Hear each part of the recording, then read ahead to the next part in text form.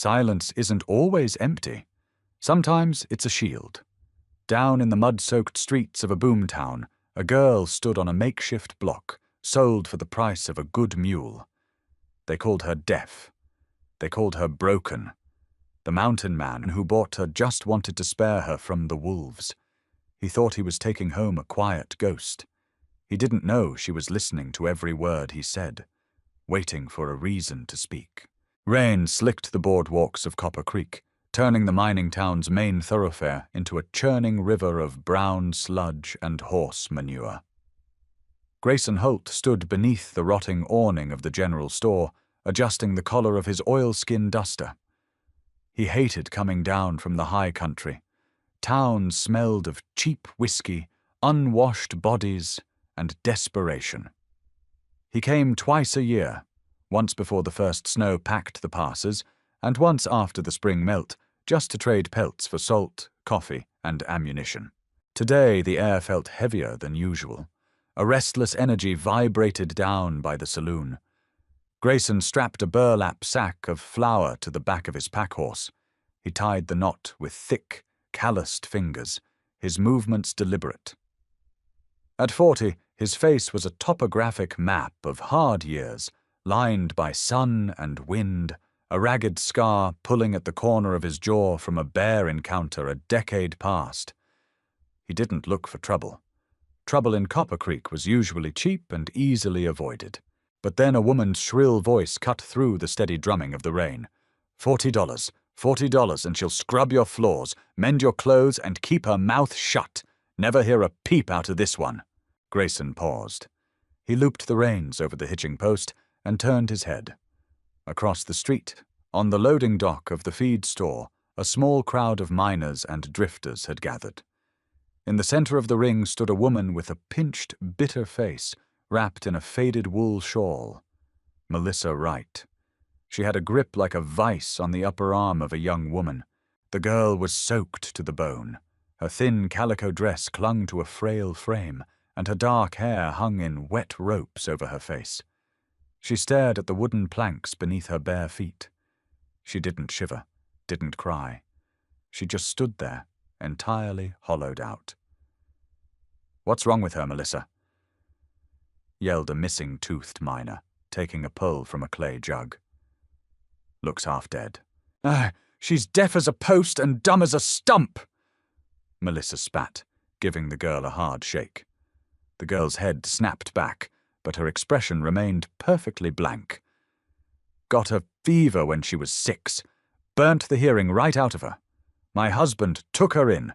God rest his foolish soul, but I ain't running a charity now that he's in the dirt. She works hard, strong back, good hands. $40. The men laughed. The sound was ugly, thick with predatory calculation. "I'll give you 20, Melissa," said a thick-necked logger, wiping his mouth with the back of his hand. "Don't much care if she can't hear, long as she can cook."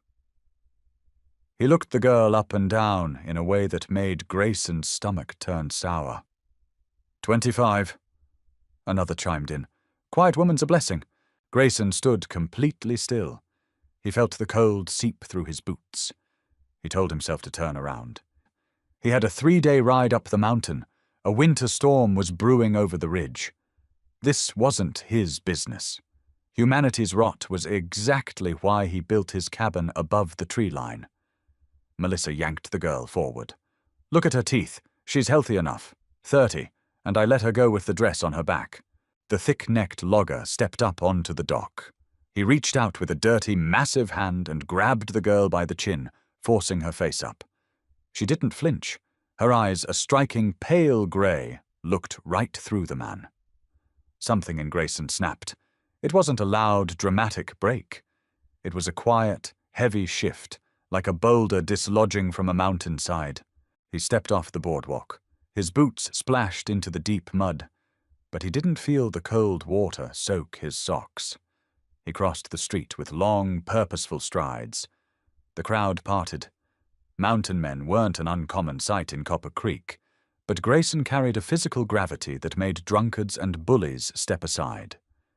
He was a towering structure of bone and muscle, a Winchester rifle slung casually over one shoulder, a hunting knife strapped to his thigh. He stopped at the edge of the dock. The logger dropped his hand from the girl's chin and took a half-step back, eyeing Grayson cautiously. $50, Grayson said. His voice was a low rumble, rough like two stones grinding together. Melissa blinked, her pinched face stretching in surprise. 50? Grayson reached into his heavy canvas coat. He pulled out a leather pouch, unfastened the leather string, and counted out 3 gold eagles and 4 $5 coins. He didn't hand them to Melissa. He dropped them on the wet wooden planks at her feet. The gold clinked softly, a sickening sound of a life being bought. "Count it," Grayson said. Melissa scrambled to her knees, snatching the coins from the wet wood. The logger spat in the mud, muttered something foul, and turned away. The rest of the crowd, robbed of their cruel entertainment, slowly dispersed back into the saloons and alleyways. Grayson looked at the girl. Cordelia Wright. She hadn't moved. She hadn't looked at the money, or at Melissa, or at him. He didn't know what to do with a woman. He had lived in complete isolation for 12 years. But he knew what would have happened if that logger had bought her, and he couldn't let it stand. "Come on," Grayson said. She didn't move. Right. Melissa had said she was deaf. Grayson stepped up onto the dock. He didn't grab her arm like Melissa had. He moved slowly, deliberately, raising a hand into her field of vision so he wouldn't startle her. He gestured toward his horses across the street. He looked into her pale gray eyes. "I am taking you out of here," he tried to say with his gaze. Cordelia looked at his hand. Then she looked up at his face. Beneath the mud, the tangled beard, and the shadow of his wide-brimmed hat, she saw a profound weariness. She saw no cruelty. She took a step forward and followed him into the rain. The trail up to the Bitterroot Ridge was entirely unforgiving. It started as a muddy logging road and quickly narrowed into a rocky, precarious goat path that hugged the side of the mountain. One misstep meant a drop of 300 feet into a canyon of jagged pine and granite. Grayson rode his roan gelding, leading the pack horse. Cordelia rode the pack horse, perched awkwardly atop the sacks of flour, coffee, and salt.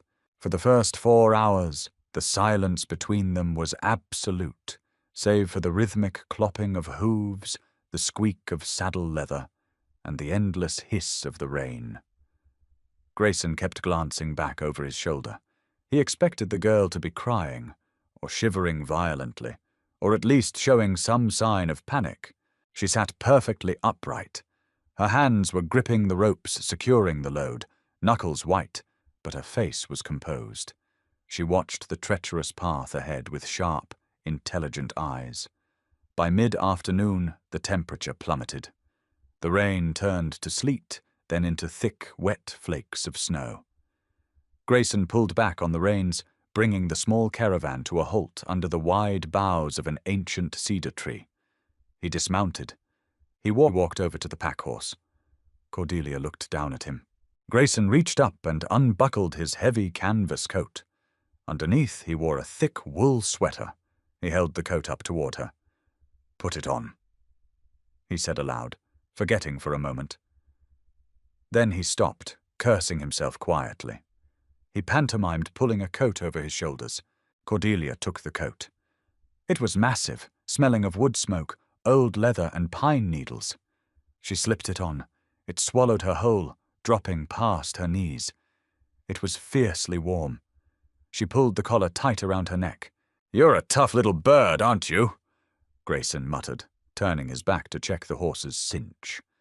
He was speaking mostly to the horse, or to the mountain, or just to hear a voice in the crushing silence of the wilderness. "Ain't much of a life I'm bringing you to, just snow and quiet. But it's better than the rot in that town. Nobody's going to lay a hand on you up here.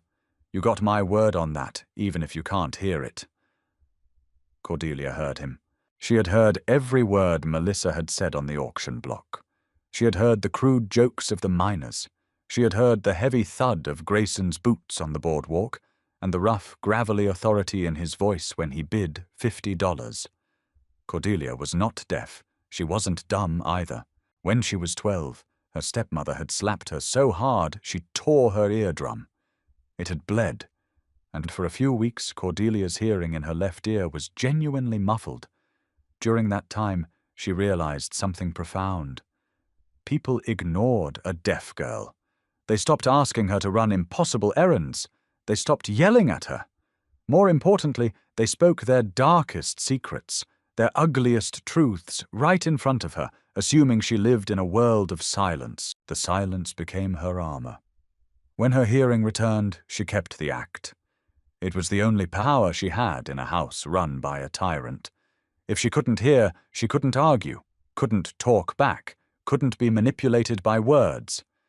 She looked at the broad back of the mountain man as he tightened the straps. He had bought her. By law, by the crude rules of the territory, she was his property. She expected him to be rough. She expected demands. Instead, he gave her his coat in a snowstorm. "All right," Grayson said, swinging back up onto his gelding. He glanced back, making a forward motion with his hand. "Hold on tight. Get steep from here." The snow fell harder, erasing the trail. Grayson navigated by memory and instinct, trusting his horse. Night began to fall, painting the forest in suffocating shades of blue and black. Cordelia's legs grew numb. The cold bit into her face. But beneath the heavy canvas of Grayson's coat, a tiny ember of warmth kept her going. She watched him ride ahead. He didn't drink from a flask. He didn't curse the weather. He just kept moving, an unstoppable force pushing against the mountain. Hours later, long after the moon had hidden behind the storm clouds, the trees finally broke. In a small clearing backed against a sheer rock face, a cabin sat half buried in the snow. It was stout, built of massive, unpeeled logs. Grayson stopped the horses.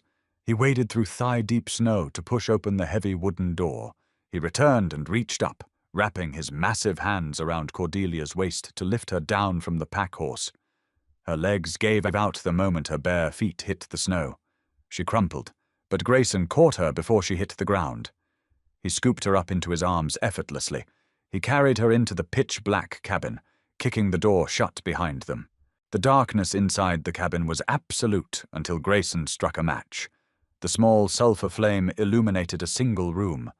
It was stark, but meticulously clean. A cast-iron stove sat in the center. A heavy oak table, a solitary chair, and a bed built into the far wall with furs piled high. Hanging from the rafters were dried herbs, strips of jerky, and a rusted lantern. From the corner of the room, a large, wiry dog with a graying muzzle thumped his tail against the floorboards. The dog let out a low woof and trotted over, sniffing Cordelia's wet ankles. "Easy, Barnaby," Grayson grunted, setting Cordelia down on the edge of the bed. "She's had a rough day." Grayson immediately went to work. He didn't hover over her. He didn't stare. He knelt by the stove, shoving kindling and thick chunks of split pine into the belly of the iron beast. Within minutes, a fire roared to life, casting dancing orange shadows across the log walls. The cabin began to warm rapidly. Cordelia sat perfectly still on the bed, drawing her knees to her chest, pulling Grayson's massive coat tighter around her. She watched him. She was exhausted, terrified, and fundamentally confused. Grayson filled a tin kettle from a bucket in the corner and set it on the stove. Then he went to a wooden chest at the foot of the bed. He pulled out a pair of thick woolen socks and a clean, oversized flannel shirt. He walked over to her and laid them on the blanket beside her. He pointed to her wet calico dress, then to the flannel shirt. He made a turning motion with his finger and walked to the other side of the cabin, turning his back to her completely. He leaned against the heavy oak table, crossing his arms, giving her privacy. Cordelia stared at his broad back. No man in her life had ever offered her privacy. Her stepbrother used to spy on her through the cracks in the washroom wall. The miners in town looked at her like a piece of meat. But Grayson Holt just stood there, staring at the wall, waiting. She shed the freezing, wet dress quickly. She pulled the thick flannel shirt over her head. It dropped down to her mid-thigh. She pulled the woolen socks onto her freezing feet. When she was dressed, she walked over to the stove and tapped her knuckle lightly against the iron. Grayson turned around. He looked her up and down, nodded once, and went to the door to bring in the supplies. Over the next few hours, a strange, silent choreography developed in the small cabin. Grayson cooked salt pork and beans in a cast-iron skillet. He filled a tin plate and set it on the table, pointing to the chair. Cordelia sat. She ate ravenously, though she tried to hide it, keeping her manners small and polite. Grayson ate standing by the stove. He tossed a piece of pork to Barnaby, who caught it with a loud snap of his jaws. She's a quiet one, ain't she, Barnaby?" Grayson said, his voice low, scraping the bottom of his skillet with a wooden spoon. Cordelia kept her eyes on her plate, chewing slowly, making sure she didn't react to the sound of her name or his voice. The charade was exhausting, but it was instinctual now. A turtle does not leave its shell just because the sun comes out. "Cost me $50. Grayson continued, talking to the dog.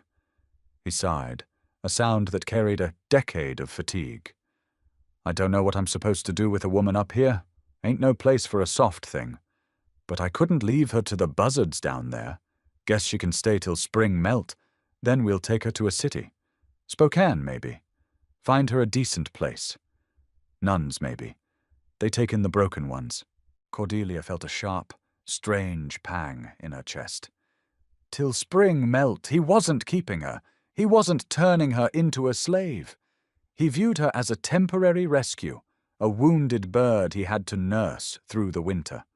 She finished her plate. Before Grayson could move, she stood up, grabbed his empty plate from the stove, and carried both to the wash basin. She poured a splash of hot water from the kettle and began to scrub the tin with a rag and lye soap. Grayson watched her. He walked over to the table and sat down heavily, pulling off his boots. "You don't gotta do that," he said, forgetting again. He rubbed his face with his calloused hands. "She can't hear you, you old fool," he muttered to himself. Cordelia scrubbed the plates. She heard him perfectly. She heard the rough timbre of his voice, the way it cracked slightly when he was tired. It was a good voice. It sounded like the mountain itself, rough, unpolished, but deep and steady. When she finished, she dried the plates and set them on a shelf. Grayson was laying out a bedroll on the floor near the stove, piling a heavy buffalo robe on top. Cordelia frowned. She looked at the large bed built into the wall, covered in furs.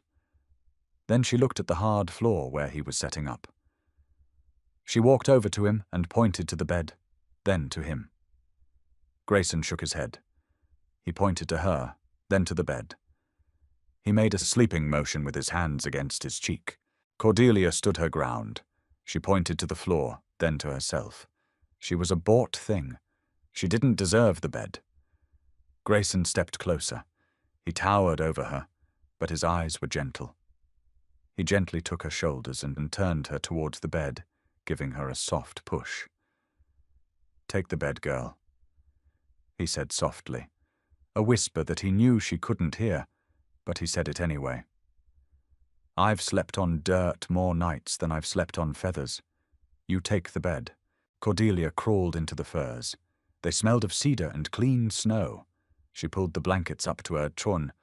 The fire popped and hissed in the stove. Barnaby the dog circled twice on the rug by the fire and lay down with a heavy sigh. Grayson blew out the lantern. The cabin was cast in the flickering orange glow of the stove grates. Cordelia lay awake for a long time. She listened to the wind howling against the thick logs of the cabin. She listened to the deep, steady breathing of the mountain man sleeping on the floor. For the first time in 10 years, she felt perfectly, completely safe. But as she drifted off to sleep, a new fear took root in her chest. If she spoke, if she revealed she could hear his secret mutters, his gentle words to his dog, his plans to send her away in the spring, would he hate her for lying? Would the safety vanish? She decided to keep the silence. For now, winter choked the Bitterroot Mountains with a quiet, lethal efficiency. By late November, the snowdrifts piled high against the cabin's western wall, reaching the eaves and turning the small timber structure into a buried bunker. The world outside shrank to a kingdom of blinding white and skeletal pines. Inside, a heavy rhythmic routine took hold. Cordelia learned the language of the cabin.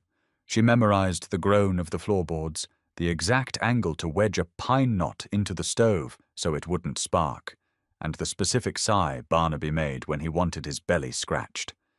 She claimed the domestic chores with a quiet ferocity, eager to earn the space she occupied. She mended Grayson's thick wool socks, baking heavy loaves of sourdough bread, and boiling down elk tallow for soap. Grayson didn't try to stop her. He recognized survival when he saw it. A person needed a purpose in the high country, or the isolation would eat them hollow. He handled the outside. He chopped cords of wood, his axe strokes ringing out sharp and clear in the thin mountain air. He checked his snare lines, returning with snowshoe hairs and the occasional marten, his beard crusted with ice. Every time he pushed through the heavy cabin door, a blast of sub-zero air followed him, quickly chased away by the heat Cordelia kept roaring in the iron stove. The silence between them stretched, but it wasn't empty. It was thick with observation. Cordelia watched him constantly. She studied the topography of his face. She noticed how his left knee stiffened when the barometric pressure dropped, and how he favored his right shoulder when lifting heavy logs. She began to anticipate his needs with an uncanny precision. Before he even reached for the tin coffee pot, she was already sliding a fresh mug across the rough-hewn table. When he sat by the fire to oil his Winchester, a clean rag magically appeared on his knee. Grayson noticed. He couldn't help but notice. One evening, as the wind battered the heavy shutters, Grayson sat near the stove, working a piece of saddle leather with an awl. Cordelia sat cross-legged on the bed, darning a tear in his canvas coat. "You've got a sharp eye, girl," Grayson said. His voice was a low rumble, meant only for himself and the dog. He didn't look up from his leatherwork. Sharper than most men with all their senses intact. Cordelia kept her eyes glued to her needle, though her hands stilled for a fraction of a second. She breathed evenly, betraying nothing. Grayson sighed, a heavy sound that seemed to carry the weight of the snow on the roof. He set the leather down and leaned back, rubbing his scarred jaw. "They call you broken down there in that mud pit of a town," he continued, staring into the orange glow of the stove grates. "But you ain't broken. You're just quiet. World could use more quiet." He reached down and scratched Barnaby behind the ears. The dog groaned in approval. "I ever tell you how I got this scar, Barnaby?" Grayson asked, though Cordelia knew he was directing the story into the open air of the room, using the dog as an excuse to speak. "Folks in town think it was a grizzly. Let 'em think it. A bear's a clean sort of violence. Honest." Cordelia slowed her stitching. She listened. "Wasn't a bear," Grayson said, his voice dropping an octave, sanding down to a rough whisper. "Was a Confederate bayonet. Shiloh. Mud so thick it sucked the boots right off your feet. Men screaming for their mothers in the dark." He stopped, his jaw tightening. The muscles in his neck strained against his collar. "I came up to this mountain because I was sick of the noise, sick of the talking. Men talk a lot when they're trying to justify killing each other." He looked up, his gaze drifting over to Cordelia. She kept her head down, feigning total absorption in the canvas coat. Her heart battered against her ribs. "You're a blessing, Cordelia," he murmured. It was the first time he had used her name since bringing her up the mountain. "I don't have to explain the ghosts to you. You just let 'em be." Cordelia bit the inside of her cheek until she tasted copper. The guilt flared hot in her chest. Her silence wasn't a blessing. It was a lie. She was deceiving the only man who had ever treated her with an ounce of dignity. But if she spoke now, if she admitted she heard every dark, vulnerable truth he poured into the quiet cabin, would he feel betrayed? Would the mountain man who hated the deceit of the world cast her out for bringing it into his home? She tied off the thread, bit the end, and smoothed the mended canvas. She stood up, walked over to Grayson, and gently laid the heavy coat across his lap. He looked up at her. His eyes were dark, haunted by the memories he had just unearthed, but as they met her pale grey gaze, the shadows receded slightly. Cordelia reached out. Her hand trembled, just a fraction.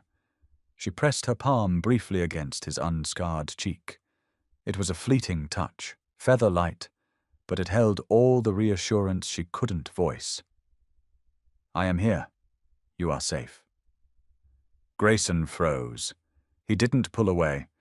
He just stared at her, the rugged lines of his face softening in the dim light.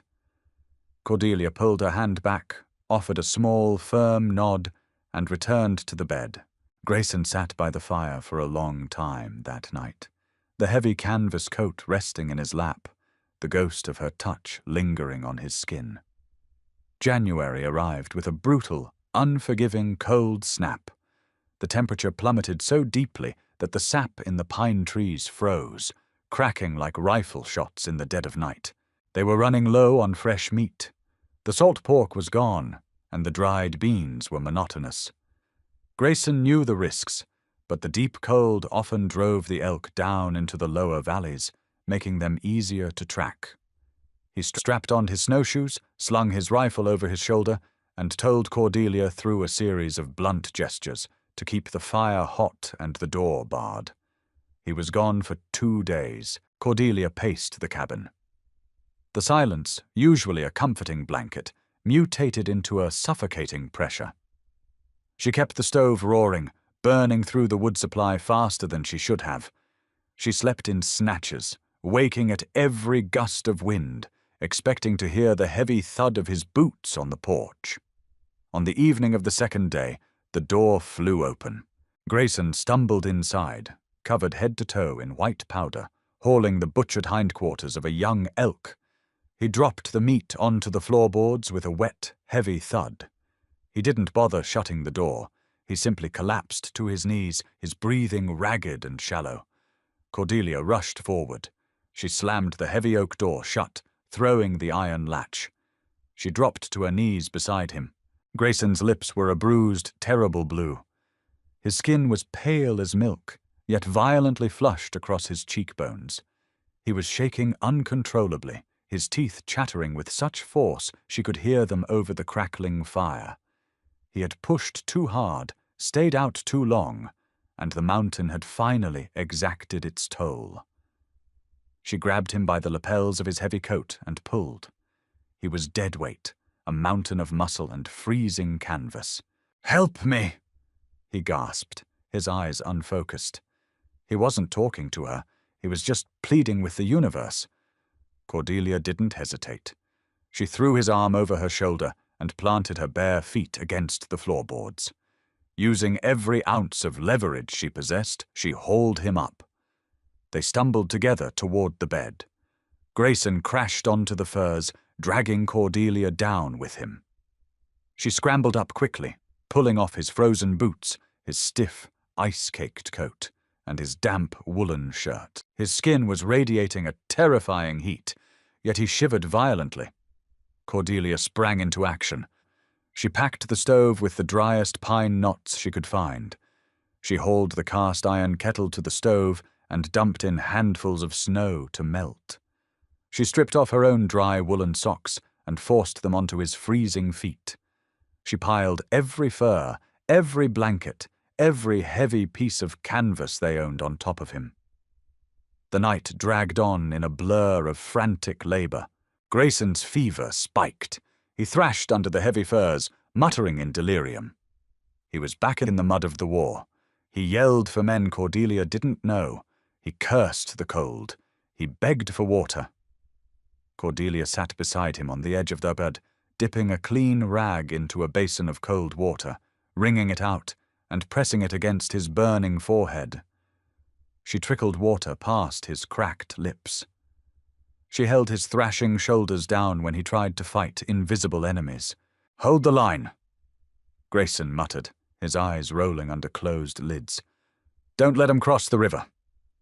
Cordelia rinsed the rag. She applied it again. Her arms ached. Her eyes burned from exhaustion.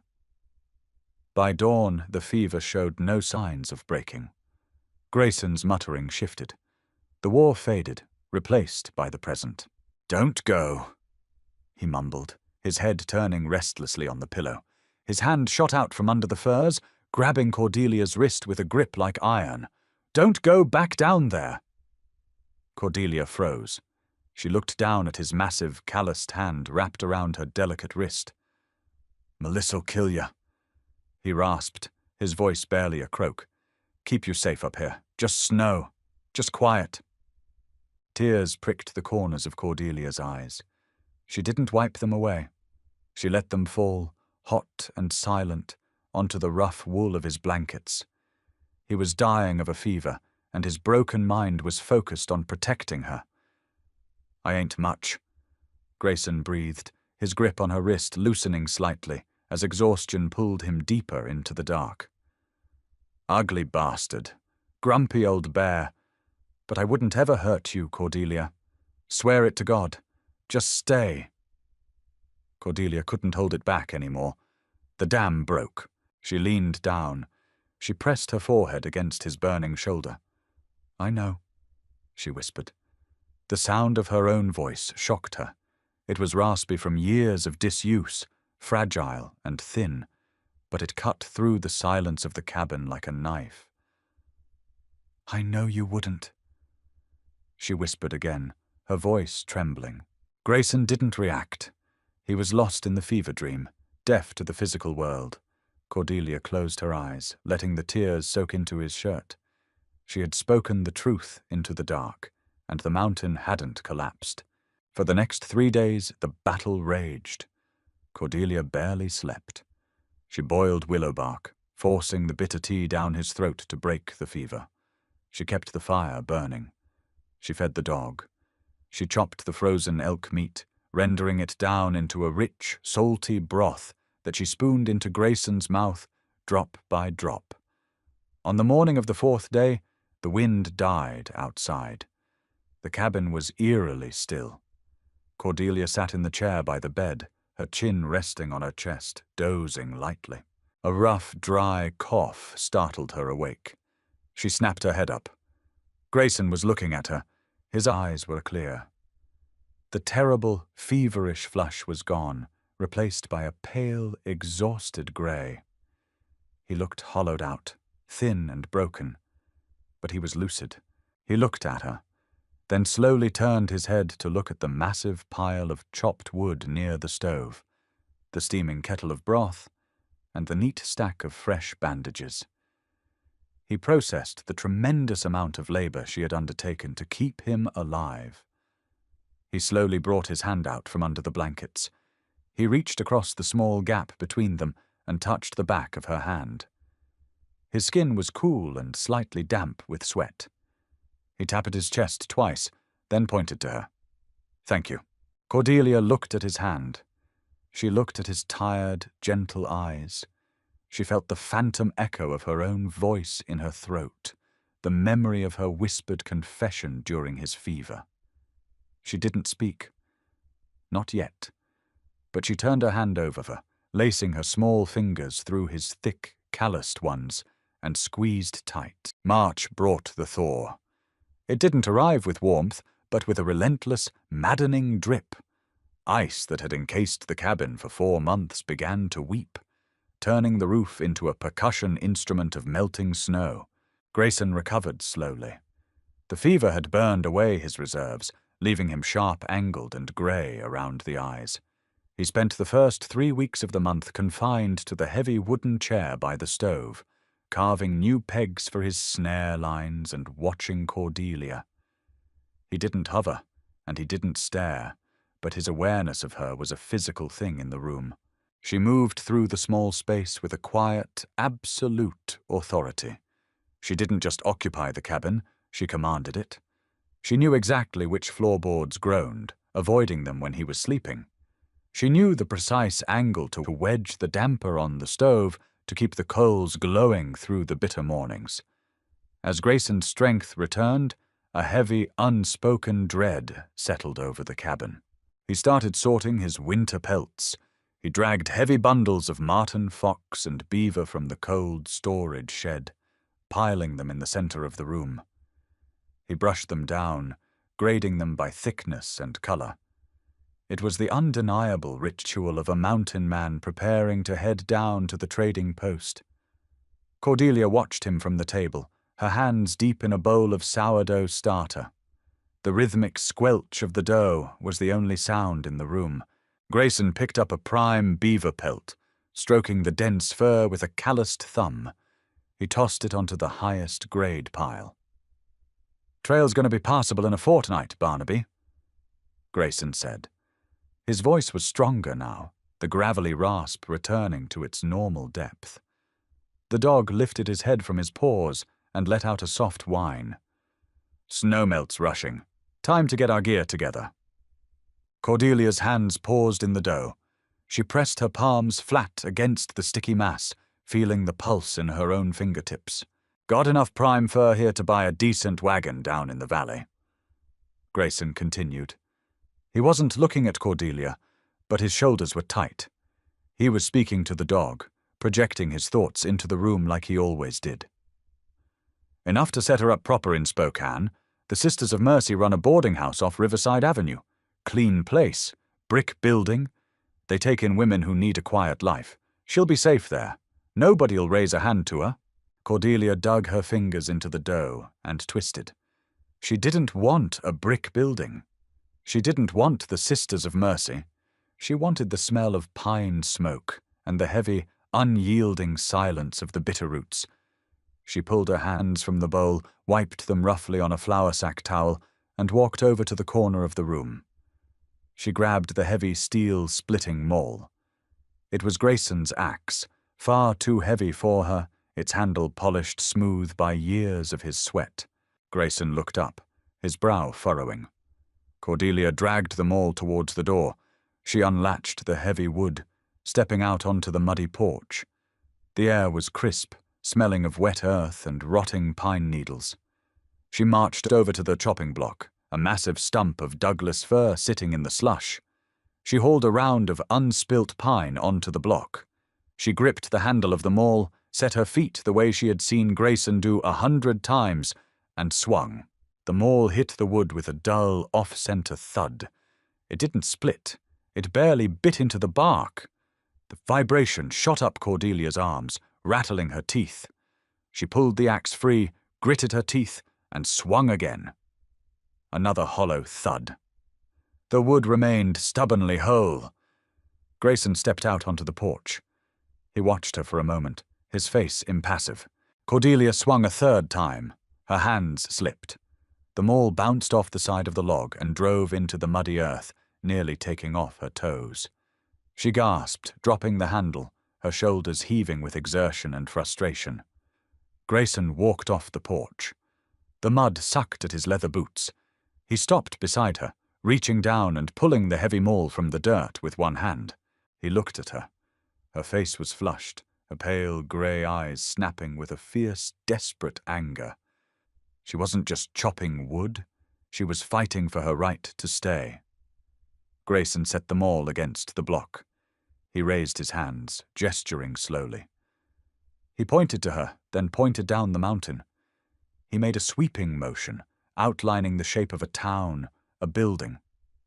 He patted his chest, then pointed to the cabin, shaking his head. "You go. I stay. You don't belong here." Cordelia stared at his hands. She hated the crude sign language. She hated the assumption that she was too fragile for this brutal, honest world. She stepped forward, closing the distance between them. She pointed a small, flour-dusted finger squarely at the center of his chest, right over his heart. Then she pointed down at the mud beneath her bare feet. "I stay here." Grayson sighed, a heavy, rattling sound in his chest. He looked away, staring out at the jagged peaks of the ridge, still capped in brilliant white snow. "You can't stay, girl," he muttered aloud, his voice thick with a sorrow he couldn't hide. "It ain't just the cold, it's the isolation. It rots the mind. A man gets used to it, but a young woman? You'll go mad up here. You need voices around you, even if you can't hear 'em. You need people." He looked back down at her. He reached out, hesitating for a fraction of a second before gently brushing a stray lock of dark hair behind her ear. His touch was incredibly light, afraid of breaking her. "I'm a ruined thing, Cordelia," he said softly, the confession slipping out into the cold spring air. "I don't know how to be gentle. I don't know how to be a family. I saved you because I had to, but keeping you here, that's just trapping a bird in a cage made of ice. I won't do it." He turned around and walked back into the cabin, leaving her standing in the freezing mud. Cordelia looked down at her hands. They were trembling. The mountain man had just laid his soul bare, and he was sending her away out of an agonizing, misguided sense of mercy. The silence she had built to protect herself had become a prison, locking her out of the only home she had ever known. April tore the last of the snowpack from the lower trail. The runoff turned the mountain creeks into violent, churning arteries of white water. The earth smelled violently alive. It was time. Grayson had the pack horse loaded by dawn. He tied the canvas tarps down with precise, sharp tugs, securing the heavy bundles of pelts and Cordelia's meager belongings. The roan gelding stood saddled, blowing steam into the crisp morning air. Cordelia stood on the porch, wearing the oversized flannel shirt and a new pair of leather boots Grayson had traded for during a brief winter run to a neighboring trapper's camp. She watched him work. Her stomach was a tight, coiled knot of nausea. Grayson finished the last knot. He walked back to the porch, his boots heavy on the wooden planks. He stopped in front of her and reached into his coat pocket. He pulled out a heavy canvas sack. It clinked sharply. Gold. He held it out to her. He didn't gesture. He didn't try to sign. He just looked at her, his dark eyes hollowed out by a sleepless night. Cordelia didn't take the sack. She kept her hands planted firmly in her pockets. Grayson pushed the sack forward, tapping it against her arm. Cordelia shook her head. Grayson's jaw tightened. The scar on his cheek pulled white. He was a patient man with animals, with the weather, with the slow turning of the seasons. But human defiance grated on nerves worn thin by his own internal conflict. "Take it," he commanded, his voice rising, harsh and gravelly. He knew she couldn't hear him, but the frustration bled into his tone anyway. He grabbed her hand by the wrist, forced her palm open, and slapped the heavy sack of gold into her hand. "It's yours, for the work you did, for keeping me breathing when the fever hit. Take it." Cordelia let her hand drop. The sack fell to the wooden floorboards with a heavy, dull thud. The gold coins spilled slightly from the uncinched top, gleaming against the weathered pine. Grayson stared at the money. He took a step back, dragging a heavy hand down his face. "God almighty, you are a stubborn creature." He breathed, turning in a tight circle on the porch. The composure he had maintained all winter was fracturing. "You don't understand. I am trying to save you. Again." He stopped pacing and looked at her. She stood perfectly still, her chin raised, her grey eyes fixed on him with an intensity that burned. "I can't keep you here!" Grayson yelled. The shout echoed off the tree line, startling a flock of ravens into the sky. Barnaby retreated under the porch, whining. "Look at me. Look at this place. It's dirt and blood and freezing to death in the dark. You're young. You're beautiful. You're supposed to have a life. You're supposed to have a decent house with a garden, and a man who doesn't wake up screaming because he's still fighting a war that ended a decade ago." His chest heaved. The outburst left him completely exposed. He stared at the sky, his hands resting on his hips, his massive shoulders slumping under an invisible weight. "I wish to God you could hear me," he whispered, his voice cracking, entirely devoid of the gruff mountain man persona.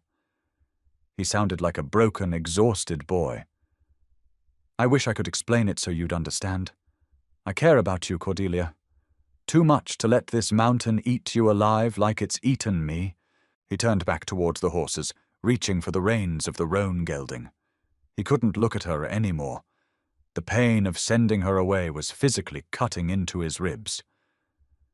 "Mount up," he muttered, making a lifting motion with his free hand without looking back.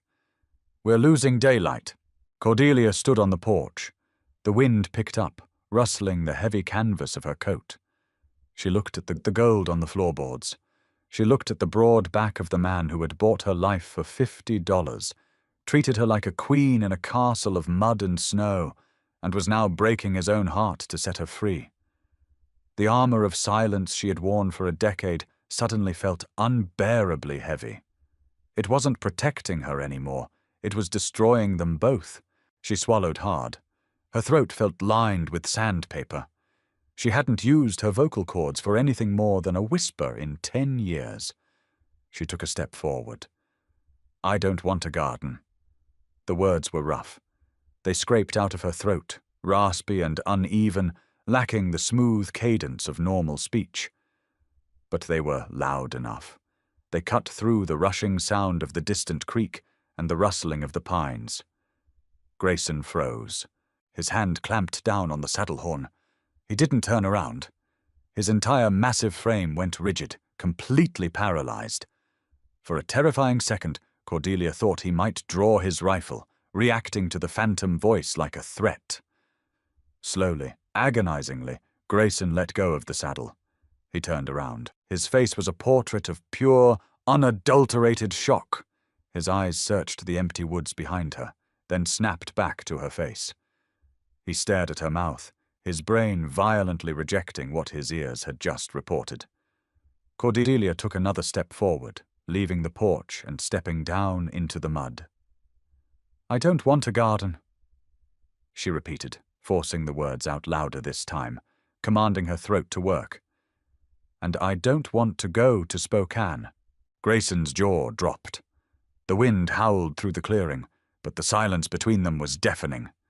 He stared at her, the reality of the moment colliding violently with everything he thought he knew. "You," Grayson croaked. He took a step toward her, his boots heavy, unsteady. "You can hear me." Cordelia didn't flinch. She met his terrified, bewildered gaze head-on. She nodded once. "Since the beginning?" he asked, his voice barely a whisper, the betrayal and confusion warring in his dark eyes. "Yes," Cordelia said. The word was a harsh rasp, but it held the weight of an anchor. Grayson stopped a few feet away from her. He looked at the cabin, then at the horses, then back at her. The memories of the winter flashed across his face. Every muttered insecurity, every dark war story told to the dog, every soft word he had spoken into the quiet cabin, believing she was sealed in a world of silence. She had heard it all. She knew every broken piece of him. He didn't yell. He didn't erupt in anger. He just looked at her, his breathing shallow.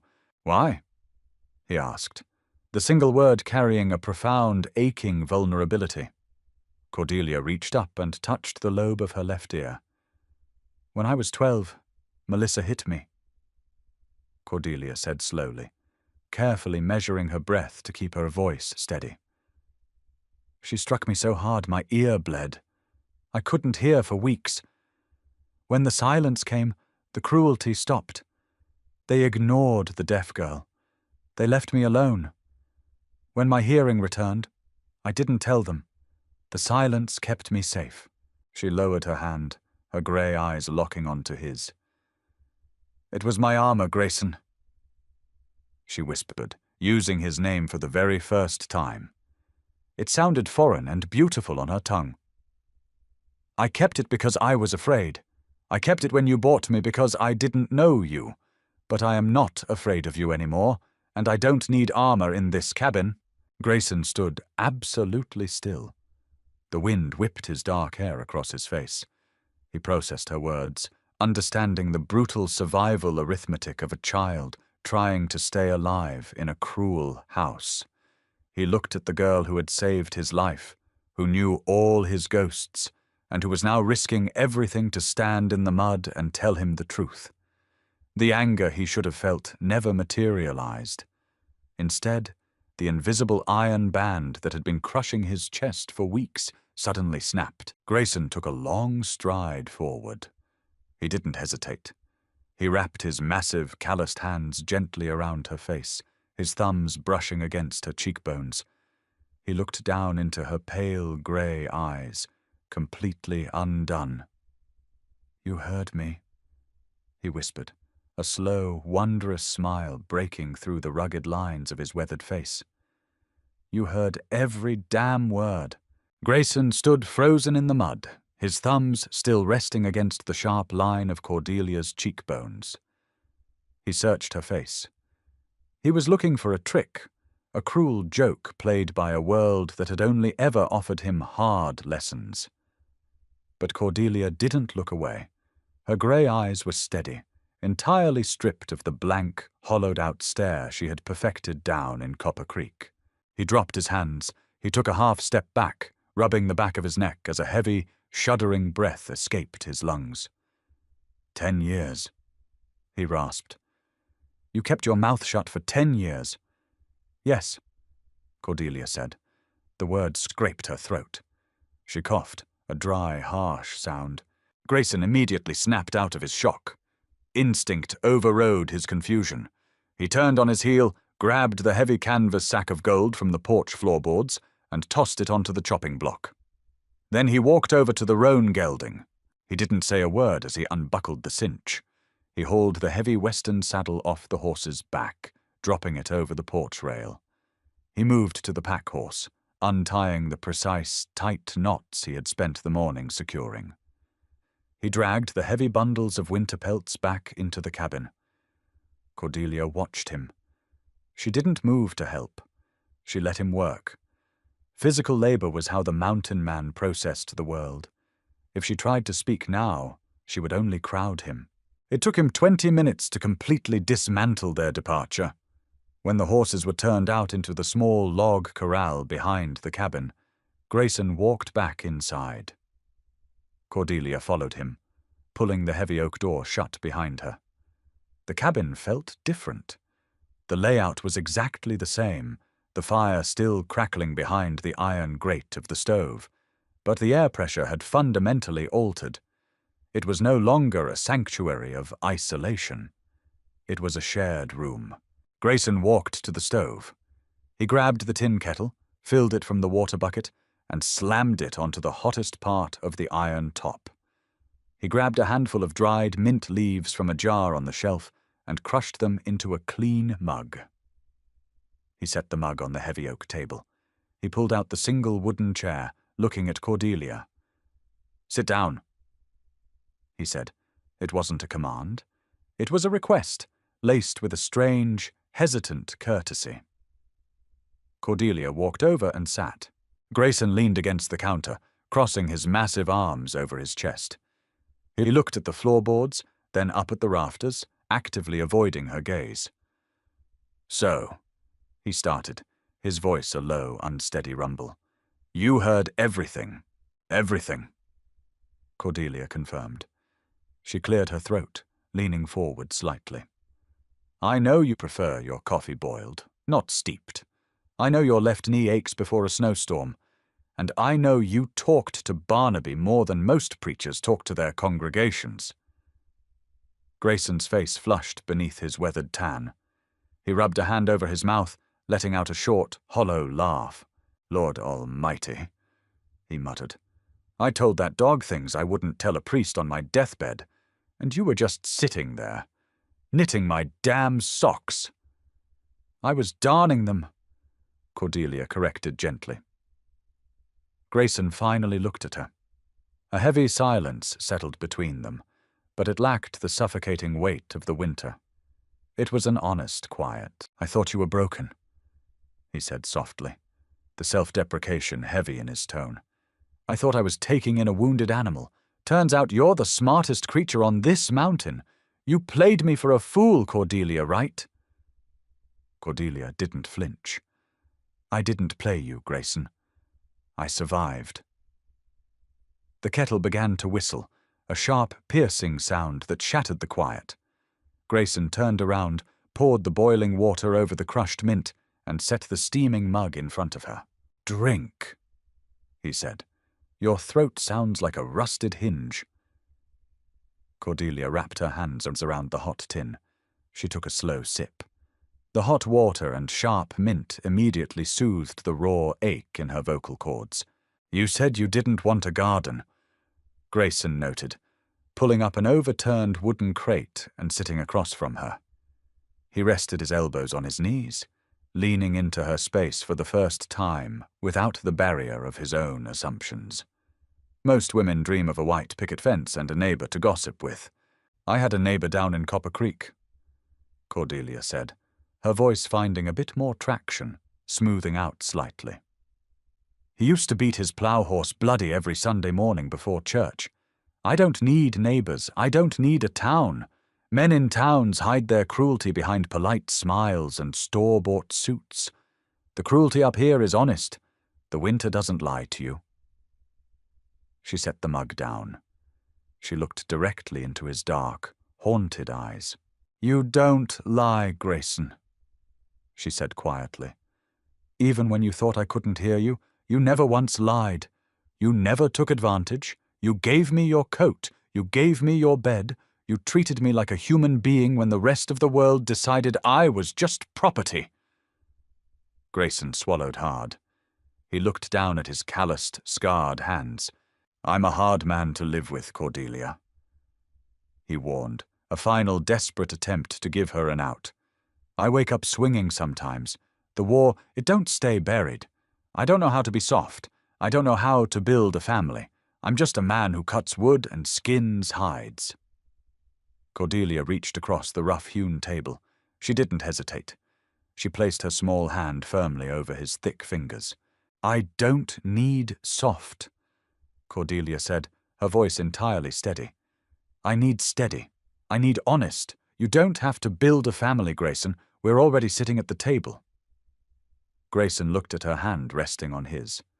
He slowly turned his hand over, intertwining his fingers with hers, just as he had done during the fever.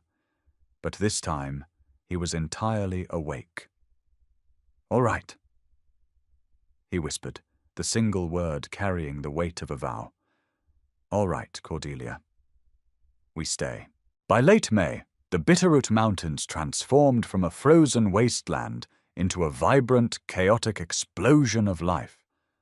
The lower meadows burst with purple lupine and wild columbine. The creeks ran clear and cold, thick with cutthroat trout. The cabin transformed too. It wasn't a sudden, dramatic shift. It was a slow, deliberate thawing of the cold spaces between them. Without the barrier of her feigned deafness, Cordelia blossomed. She didn't become a chatterbox. 10 years of silence had fundamentally wired her to appreciate quiet.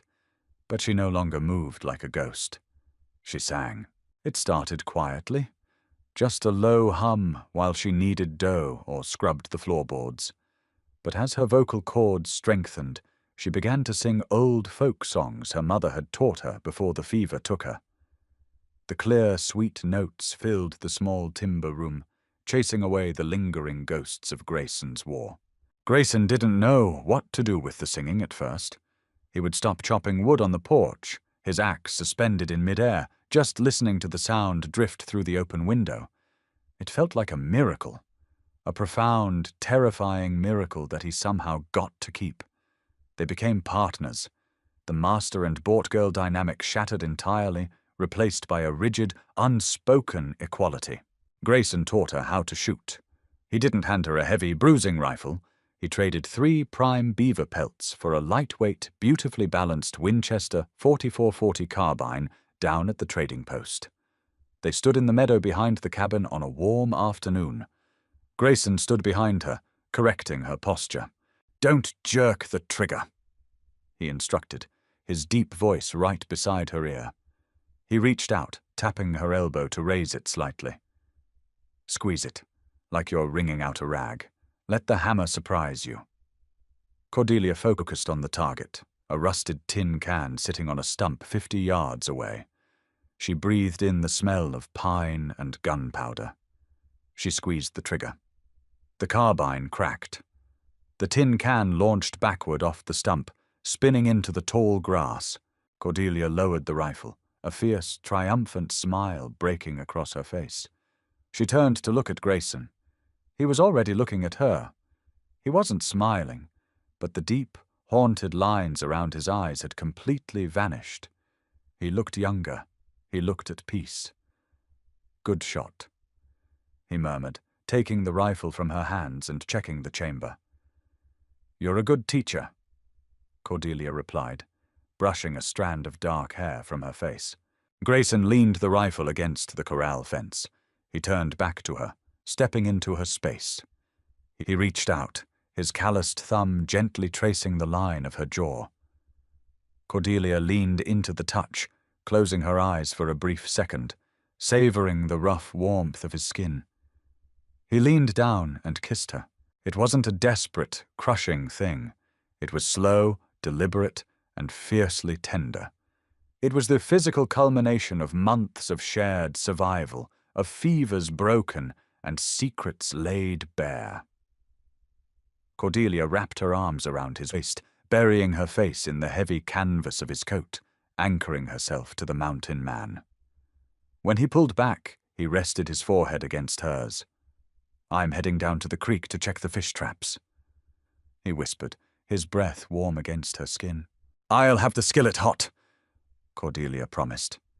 She watched him walk away, his massive frame navigating the tall grass with the silent, fluid grace of a born woodsman. Barnaby trotted happily at his heels.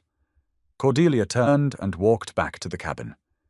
She stepped onto the porch, leaving her muddy boots by the door. She looked out at the jagged, snow-capped peaks of the ridge, glowing orange in the late afternoon sun. She wasn't a deaf girl sold for $50 anymore. She wasn't a silent victim trapped in a world of cruelty. She was a woman who owned her voice, who owned her space, and who had claimed a piece of the high country for herself. She walked inside, threw a piece of split pine into the iron stove, and began to sing. And this time, she knew he would hear it. Conclusion? Thank you so much for listening to this story. If you felt a connection to Grayson and Cordelia's journey through the harsh winter and their silent bond, please hit that like button to let us know. Don't forget to subscribe and click the bell icon so you never miss out on our upcoming historical dramas and Western romance tales. Share this video with a friend who loves deeply human, grounded storytelling. Drop a comment below. What do you think Cordelia will do next? See you in the next chapter.